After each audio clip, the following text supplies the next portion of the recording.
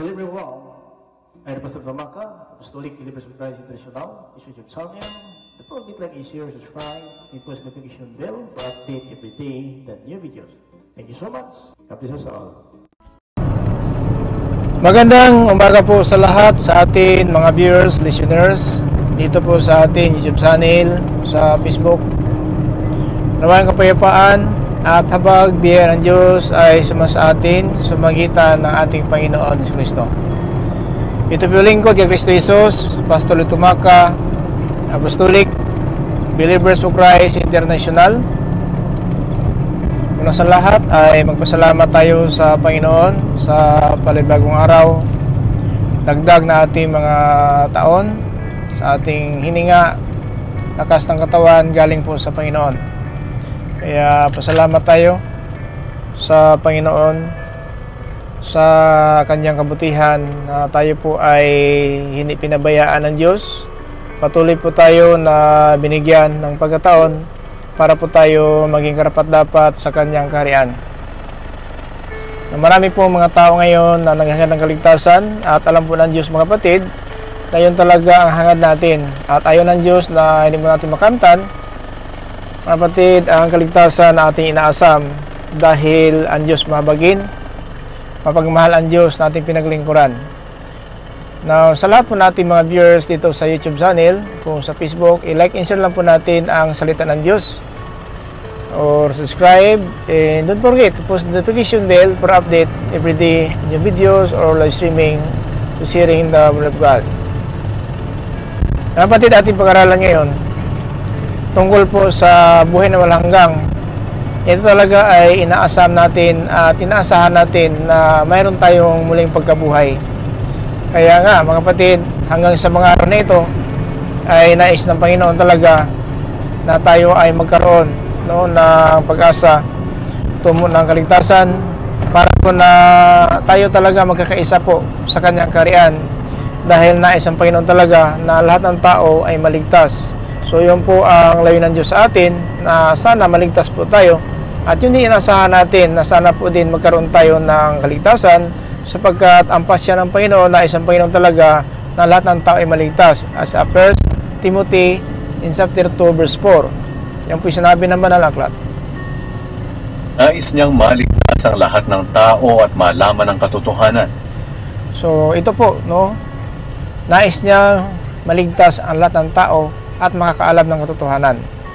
Na mga kapatid, ang katotohanan ang siyang nagpapalaya po sa atin. Na kahit na kung sabihin natin sa ating panahon ngayon, marami talaga ang tagapagturo ng Biblia, at minsan po na tayo nagdalawang isip kung alin man ang tama.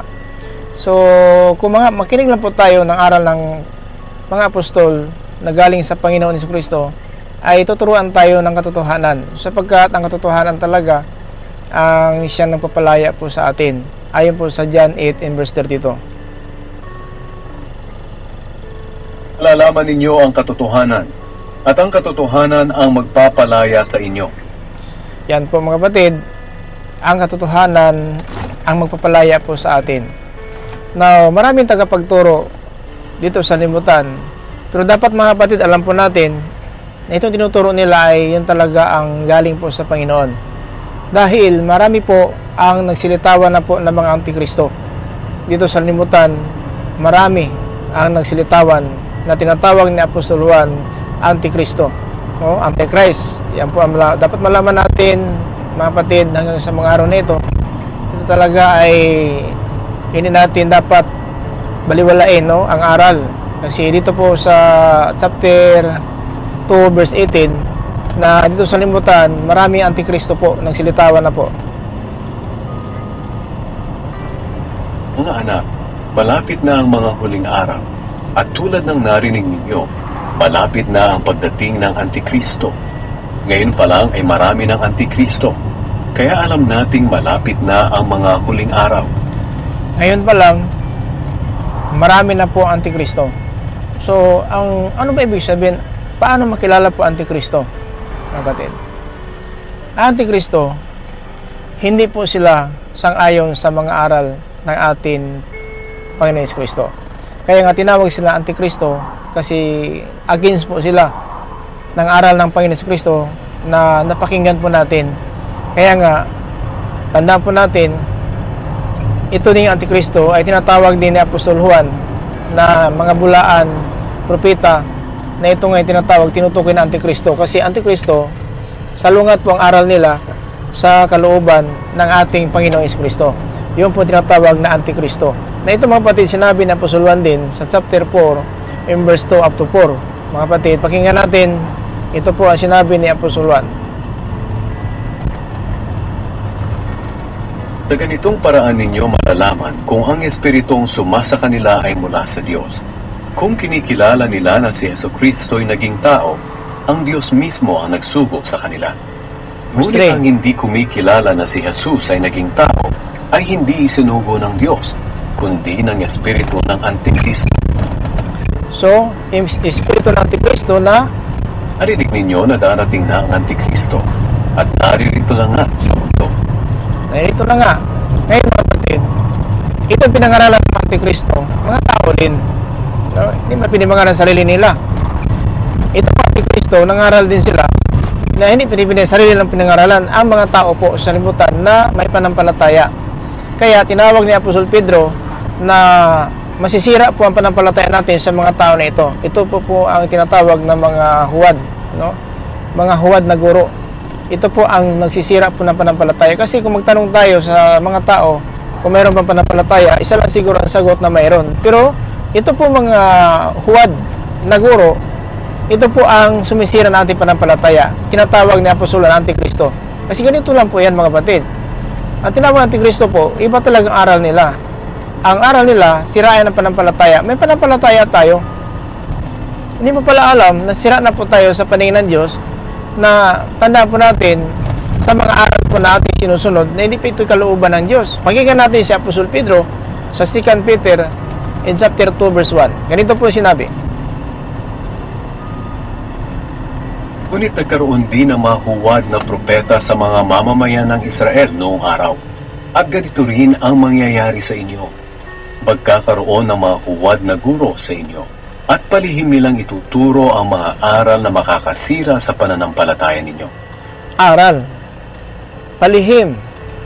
Nagtuturo ng mga aral na sumisira ng panampalataya natin. Akala natin tama itong sinasakupan natin yung reliyon. Nangaral kasi ito. Sino pag-aralan? Mga tao. Hindi mo alam. Kaya pag wala sa ating katotohanan, maaaring maligaw tayo at maalipin tayo ng reliyon. Kaya ang reliyon nga, walang makapagligtas na reliyon. Kahit maglipat-lipat tayo ng reliyon araw-araw, hindi pa rin tayo maligtas. Pero kung katotohanan na sa atin, malaya na po tayo. Ay, ibig sabihin, ano pa man ang gawin nila pag inganyo sa atin, kahit ano pa ang matamis na panalita, kapag alam ang katotohanan, alam natin sila ay sinungaling. Kasi ang diablo, hindi po nagpahuli ang diablo. Gumagamit po sila ng itong mga tao na itong mga sinungaling, walang konsensya. Walang konsensya ang mga tao na ito. Kaya ito po ang espiritu ng diablo sa mga tao na binigay niya, na mga tao nagtuturo na walang konsensya. Pakinggan na lang natin mga kapatid dito sa 1 Timothy. Ito mga kapatid sa chapter 4 in verse 1 up to 2. Pakinggan natin mga kapatid. 1 Timothy chapter 4 verse 1 up to 2. Malinaw ang sinasabi ng banal na Espiritu na sa mga huling araw, tatalikod ang iba sa pananampalataya nila sa Diyos. Susunod sila sa mga mapanlinlang na mga espiritu at itinuturo ng mga demonyo. So nagtuturo ang demonyo. Na kung nagtuturo ang demonyo, hindi pwede kanya sarili turuan niya. Sa mga tao talaga nagtuturo. Kaya nga ang naligaw ng diablo, parang buhangin ng dagat din, no? So, yun po nakita po ni Apostol Juan doon po sa pahayag in chapter 20 in verse 8 up to 9 na para pong buhangin ng dagat ang naligaw ng diablo. Kaya nagtuturo po ito ngayon sa atin. Kung natin alam ang katotohanan, maaari po hanggang ngayon alipin tayo dito. Nagtuturo po ito mga tao na ito. Verse 2. Pakinggan natin sa verse 2. Ang mga aral na ito'y itinuturo ng mga taong mandaraya, sinungaling at walang konsensya. So, ang tinuturo ng mga taong ito, mga tao po ito nagtuturo sa atin. Kaya huwag natin sabihin na, baka sabihin mo, hindi tao nagtuturo sa amin, bakit hindi maligaw? Mga tao nagtuturo, mandaraya at walang konsensya. Ang mga aral na ito'y itinuturo ng mga taong mandaraya, sinungaling at walang konsensya. Mga kapatid, napakadelikado po. Huwag tayong kumpiyansa, sayang naman ating pinagpaguran na minsan po maaga pa tayo punta ng simbahan. Kasi may simbahan din sila. Hindi pa pwede itong bawat relihiyon may simbahan po talaga. Hindi pa pwede na paanib ka sa relihiyon. Hindi mo alam kung sa anong klaseng relihiyon yan. Kaya nga, nagtanong minsan, anong relihiyon, Brad? Anong relihiyon yung Brister? Apostolic po kami, Katoliko po kami, Iglesia po kami, Pitapiran po kami po Pure Alliance. Marami relihiyon nga. Pero mag-iingat tayo sapagkat itong Diablo may relihiyon. Sino tuturuan ng Diablo? Ang sarili niya? Hindi po. Pakinggan natin ulit. Pagtatalikod na pa mga tao sa panampalataya, susunod na po sila sa aral po ng demonyo. Ito po ang sinabi dito. Malinaw ang sinasabi ng banal na espiritu na sa mga huling araw, tatalikod ang iba sa pananampalataya nila sa Diyos. Tatalikod na ang iba sa Diyos. Sana po sila susunod sa aral ng demonyo. Susunod sila sa mga mapanlinlang na mga espiritu at itinuturo ng mga demonyo. Tinuturo ng demonyo. Sino po ang tinuturo ng demonyo? Sino po ito? Mga tao. Ang mga aral na ito'y itinuturo ng mga taong mandaraya, sinungaling at walang konsensya. Diba? Ang mga tao ito mandaraya, sinungaling walang konsensya. Ang anong pakay lang po nila, mga kapatid, nasirain ang panampalataya po natin sa aral po na demonyo. Yan mga kapatid, ang pinakamahalaga malaman natin. Kaya, salisikin natin ang kasulatan at tingnan natin kung itong aral nila talaga bang ayon po sa banal na espiritu. Sapagkat, kahit sabihin nila may Espiritu Santo po sila, sabi ni Apostol Juan sa 1 John chapter 4, mga kapatid, in verse 1 up to 2, na huwag tayo basta-basta maniwala na sa kanilang espiritu. Minamahal, huwag kayong basta maniniwala sa mga taong nagsasabi na ang ipinangaral nila'y mula sa banal na espiritu. Sa halip, alamin muna ninyo kung nagmula nga sa Diyos ang itinuturo nila. Alamin muna. Ibig sabihin, huwag kang susunod basta-basta. Alamin mo muna. Kahit sabihin, oh, ito Biblia talaga ito, sulat ng mga apostol, mga propeta. Alamin mo muna. Kung yun ba talaga ang pangunawa ng Espiritu Santo, o baka sa kanila pangunawa lang po yan, naligaw na po tayo. Hindi pwede mga kapatid na baguhin ang direksyon ng Biblia, baguhin po ang aral, baguhin po ang pagpapaunawa. Hindi pwede po mga kapatid. Tanda po natin. Mag-ingat po tayo. Sayang naman po ating pinagpaguran na sama-sama sa relihiyon, yung pala ang nagturo sa atin, mandaraya at sinisira lang ating pananampalataya, mga kapatid. Pagkat marami ng huwad at sinungaling na propetang nagkalat sa mundo. Sa ganitong paraan ninyo malalaman kung ang espiritong sumasa kanila ay mula sa Diyos. Malalaman talaga natin. Kung walang kaibahan sa mga apostol, alam na po natin na yun po, sugot talaga ng Diyos. Pero kung iba, wag na. Kaya, dapat natin muna saliksikin mga kapatid, ang Biblia, para po hindi po tayo mag-iiba, mag-direksyon ng Biblia. Kaya nga nagbasa tayo mga kapatid, para po na hindi po tayo madaya. Kasi pag hindi tayo nagbasa, sige, patuloy lang tayo nakikinig at natin nagbasa, hindi mo alam na ligaw na pala tayo. So yan mga kapatid, ang dapat natin malaman. Kaya nga, itong pagkaging matuwid natin, tanda po natin mga kapatid, kung hindi po tayo lalamang sa mga tagapagturo, no? Pag hindi tayo lalamang sa mga tagapagturo, mga kapatid, tanda po natin, hindi po tayo makapasok sa kanilang langit. So paano malamangan natin tagapagturo? So yun, ibig sabihin, dapat saliksikin natin, basahin natin sa Biblia kung talaga yung ba talaga ang sinabi ng banal na espiritu. Kasi kung makinig lang po tayo, ligaw talaga tayo. Dapat magbasa din tayo para po hindi po tayo malamangan. Sinabi po sa 5:20 sa Mateo na kung ating katuwiran, hindi tayo higit sa mga tagapagturo, kung mga parasiyo, eskriba, o mga pastor sa ating panahon ngayon, hindi po tayo makapasok sa kanilang langit. Tiyatandaan ninyo, kung hindi ninyo mahihigitan ang pagsunod ng mga tagapagturo ng kautusan at ng mga pariseyo sa kalooban ng Diyos, hindi kayo makakapasok sa kaharian ng Diyos. So yan mga kapatid, napakaliwanag po ha. Napakaliwanag po mga kapatid na hindi po tayo makapasok kung hindi natin malamangan ang mga tagapagturo, mga kapatid, ng Biblia. Paano malamangan natin kung nakinig lang po tayo natin hindi binabasa ang Biblia? So dapat talaga magbasa tayo. Kasi maligaw po tayo ng mga tao na tagapagturo po ng Diablo kung hindi tayo magbasa. kailangan natin mga kapatid na pangunawa po galing sa Panginoon atin sundin. Mayroon naman nangaral talaga na kahit hindi mo saliksikin ang kasulatan ay nangaral ng katotohanan. Pero kung nangaral sa atin ay ito'y kampo ng dyablo, so maaari mga kapatid na yung turo talaga ay alam na pala salungat po sa utos ng Diyos. Yan po ibig sabihin. So dapat lang na ating mga tinatanggap na aral ay basahin natin. Kasi kung natin babasahin talaga yon, natin alam na ito pala ay kasinungalingan. So paano mga kapatid natin malaman kung magbasa tayo? Kaya hindi natin mahigitan mga kapatid. Huwag natin mahigitan ang mga tagapagturo, kung mga pastor, mga pare, kung sino man na nag-aral ng Biblia. Ibig sabihin natin saliksikin. So maaari puligaw tayo ng mga mangliligaw. Pero kung mayroon naman, natin magbasa tayo, nagtuturong katotohanan, so yun. So yun, karapat dapat din tayo. Pero kung bulag ang nag-akay, so kapwa sila mahulog sa hukay. No? 15:14 sa Mateo, kung bulag ang nag-akay, ibig sabihin wala sa katotohanan, bulag sa katotohanan tayo, ibig sabihin, so mahulog tayo sa hukay. 15:14, sinabi po sa Mateo. Hayaan ninyo sila, mga bulag silang taga-akay. Kung ang bulag ang aakay sa kapwa niya bulag, pareho silang mahuhulog sa hukay. Diba? Anong bulag? Bulag sa katotohanan. So, kung sa ating katotohanan, mga batid, ay hindi po tayo mahulog. Kasi tinukoy dito, bulag sa katotohanan. Dito po sa Banal na Aklat, sa 2 Peter in chapter 1 verse 9. Ano ibig sabihin bulag? Bulag sa katotohanan. Kaya, kung wala sa ating katotohanan, yun po ang bulag ng tuturo sa atin na wala ang katotohanan. Sumari din tayo maging bulag sa katotohanan at mahulog tayo sa hukay. Yun po impyerno.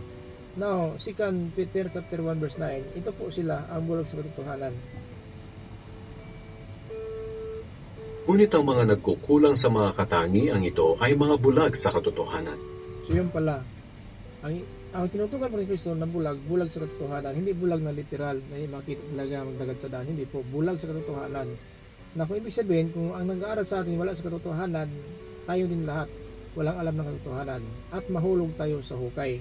So mga kapatid, yung impyerno, hukay, na tinatawag na impyerno kung daigdig na ito po mga kapatid, kung sanimutan ng kaluluwa, nandun po ngayon ang impyerno, nandun ang katalikala ang mga anghel, na tinatawag madilim na dako. Yun po ang hukay. So mga kapatid, sana po huwag tayo mapunta doon, sana po ay bigyan tayo ng pagkakataon na karapat dapat po tayo. So ang gawin natin mga kapatid, kailangan magbasa tayo sa mga tao po na nagtuturo na hindi katotohanan, malaman natin. Pero kung kahit hindi tayo magbasa, kung nangaral sa atin ay nangaral katotohanan, malaya tayo sa paningin ng Diyos. Pero kung bulag nga ang nag-akay sa katotohanan, maaaring din bulag tayo sa katotohanan, at dahil diyan, malipin tayo na reliyon hanggang sa ating pagsalibutan at kaparusahan po ating kantungan. Sana mga kapatid, huwag tayo paitulot ng Diyos, ang galing niya na pumuhay natin. Sana mga tuloy tayo magkinig lang na aral at saka salisikin ang sulatan kasi malaman po ninyo. Malaman po natin kung sang ayon sa katotohanan ang pinapangaral natin.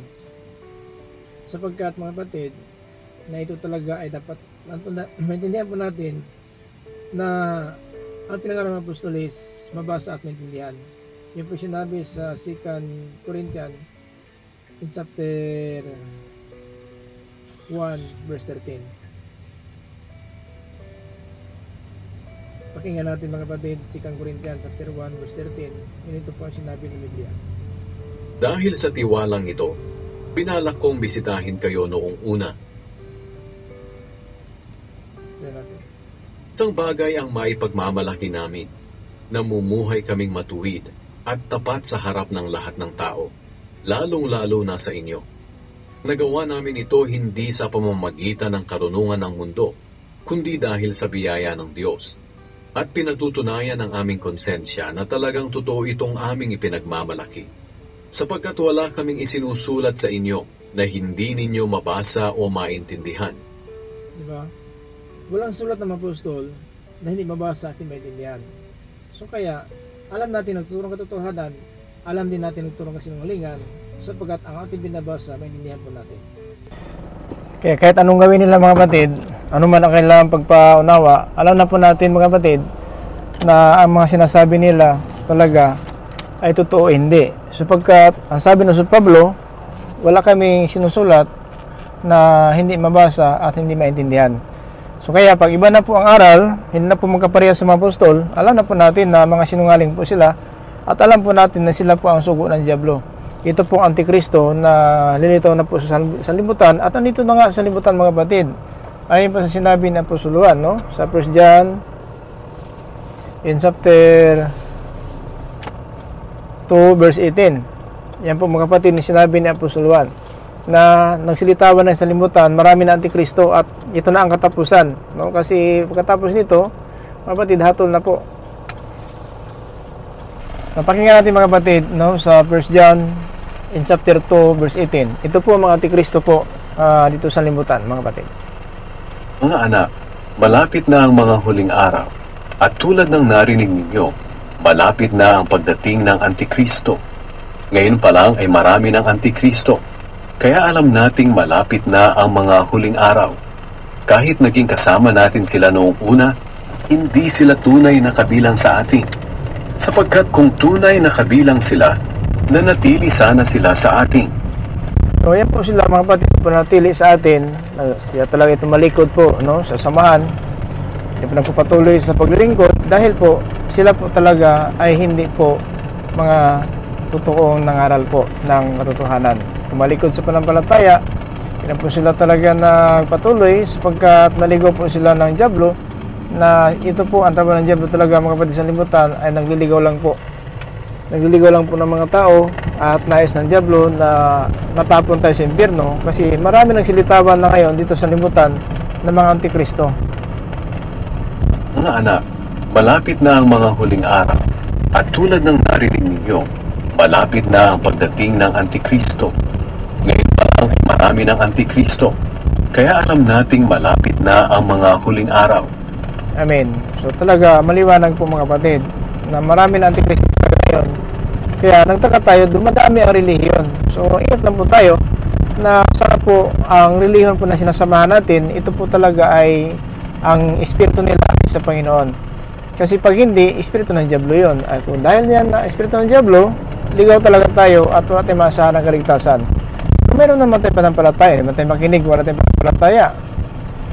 So pag nakinig po tayo ng salita ng Diyos, ibig sabihin may panampalataya po tayo. Kaya lang, minsan po sinisira po ng Diablo ang ating pananampalataya. Yun po ang sinabi Biblia na sinisira lang po pananampalataya natin sa mga huwad na guro. So kaya alam na po natin sila mga huwad na guro dahil po sa aral po nila ay talagang alam po natin na talagang hindi po sila nangaral po ng katotohanan kasi ang kanilang aral ayon lang po sa kanilang sarili kapatid kaalaman. Hindi po kaalaman mula sa Diyos at malaman talaga natin na ito ay totoo, ito hindi totoo. Kasi yan natin malalaman. Ang bawat espiritu ay subukin. Huwag muna tayo basta-basta maniwala. Subukin muna natin ang espiritu kung ito talaga ay sa Panginoon o sa tinatawag Antikristo kung huwad na propeta, bula ang propeta. Ayon po sa 1 John chapter 4 verse 1. Minamahal, huwag kayong basta maniniwala sa mga taong nagsasabi na ang ipinangangaral nila ay mula sa banal na espiritu. Sa halip, alamin muna ninyo kung nagmula nga sa Diyos ang itinuturo nila.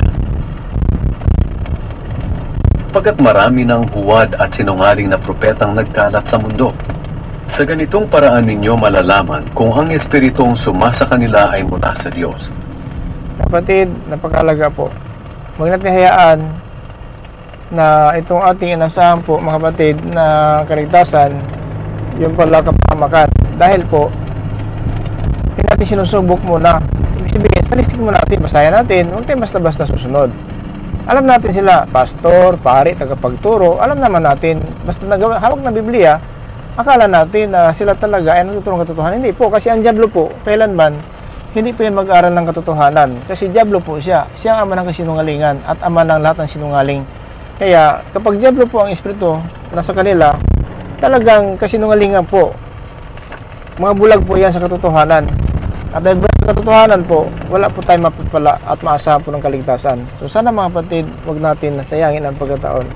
Habang buhay pa tayo may pag-asa, kaya lang, minsan po ang ating pag-asa, hanggang na po sa pag-asa, pero ang totoo, wala tayong maasahan. Sapagkat ating paglilingkod sa Panginoon, ang ating panampalataya bilang Kristiyan, ay ayon lang po mga kapatid, sa ating kagustuhan ay ginagawa po natin na makinig lang po at gawin natin kaagad ang tinuturo. Hindi po, dapat natin saliksikin, basahin ang kasulatan, kasi pag nabasa man natin yan, alam natin na ito ay totoo at ito, alam natin ito ay kasinungalingan. At dahil dyan, hindi po tayo maliligaw at hindi po tayo maakit o kung engganyo man ng kahit nino man, ano man ang katamis ng panalita, kung alam naman natin kasinungalingan. So, pagpunta ng Diablo, gumagaya-gaya lang po no, anong paraan ng Panginoon para makapunta ng langit po tayo.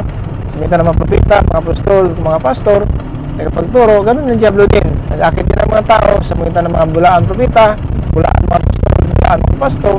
At ito mga kapatid, dapat alam po natin kung ito talaga ay sino po sila na ating pinapakinggan. Sana mga kapatid, nakatulong po itong mga video na ginawa po natin. Sana po tayo makapagkasa, mapagkasa tayo na manatili sa Panginoon, maglingkod sa Panginoon, dahil po ang buhay natin parang usap lamang, ito yung siglit nakikita at agad nawala. Po Santiago, chapter 4 verse 14. Maliwanag pa kapatid ang Biblia sa sinabi sa chapter 4 in verse 14. Pakinggan natin mga kapatid ang sinabi ni Apostol Santiago.